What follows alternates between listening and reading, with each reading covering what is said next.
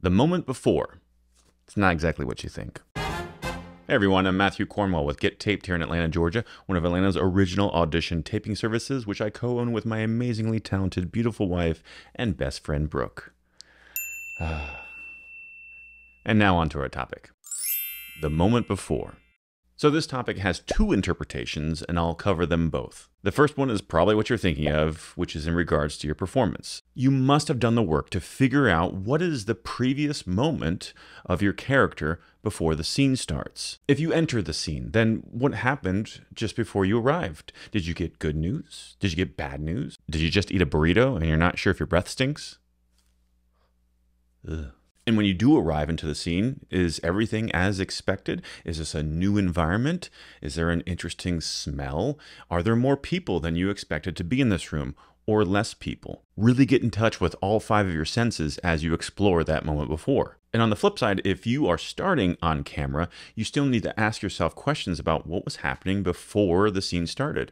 For instance, if you start mid-conversation, how was the conversation before the camera started rolling? And if the other character enters the scene, then just like when you were entering, you need to make some decisions about whether it was expected or not. Is this the person you even expected to come into the scene?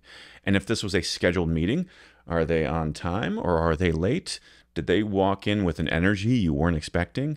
And so forth and so on. The bottom line is your character was not born the moment that the camera started recording. You must bring an entire life into the scene. And some of that is your homework that you do on your character. The rest of it is just your own life experience that will bleed through to the viewer. And if you want to learn more on this topic, ask your acting teacher, who should have already hammered this concept into your head. If you're not in an acting class and this concept is new to you, then stop everything and get into an acting class today. I've never been subtle about how important it is for you to train if you want to consider yourself a professional actor. And by train, I mean for years, not days or months, years. Okay, so that's the first meaning of this week's topic. Well, what's the other meaning? Well, I'm talking about the moment before your audition appointment starts. This is true whether you're coming to a service like Get Taped, whether you're taping at home, or whether you have one of those coveted in-person auditions, which we don't tend to have any here in the Southeast. And here's the main point. Mindset is everything.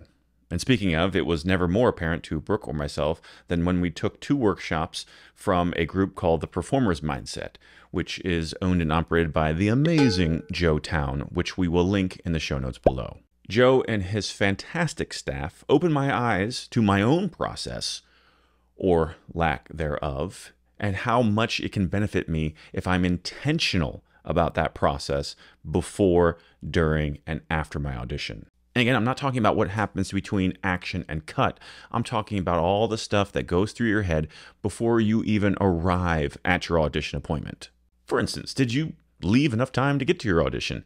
If you live in Atlanta or Los Angeles or any other big metropolitan area, then traffic, it's just a reality. So get used to it, get used to your navigation apps, and always assume that there's going to be more traffic than what the current GPS says at this moment. It's always going to get worse once you get on the road. Assume that. That way, when you arrive, you're not full of stress because you're running behind and you only have 5 minutes left from your 20-minute appointment. Of course, there's always times where things are out of your control. But if you are habitually late, then that is a problem because it is affecting your performance. Next, did you do the appropriate homework for your audition? Now, sometimes you have tight deadlines and a full life, and it's really hard to do the necessary research for your audition. I get it. I've been there. But if you don't know the difference between how a feature film script is formatted versus, say, a 4-camera sitcom script, well, what seems trivial can actually be a huge piece of information that, when time is short, can really help you prepare for that audition. Or maybe you just didn't read all your taping instructions and missed the part where it said you must submit 2 takes. Happens all the time at Get Taped. Do you have a hard to pronounce word or phrase in your script? Well, did you look it up online? If it's an actual brand that you just don't know how to pronounce, find a commercial or call their 800 number to see how they pronounce their brand name. And finally, did you do the appropriate vocal warm-ups before your audition appointment? We tend to hear quite a bit of vocal fry from actors when they come in for their audition appointments, and that's just indicative of the fact that they didn't warm up or don't know how to warm up because they've never taken voice lessons. And here's a final question to ask yourself when it comes to this moment before. Did you give up on the role before you even arrived at Get Taped? A lot of actors tend to poo-poo their chances before they've even stepped foot into the audition room. I'm never going to book this. Ugh, gosh, what's the point?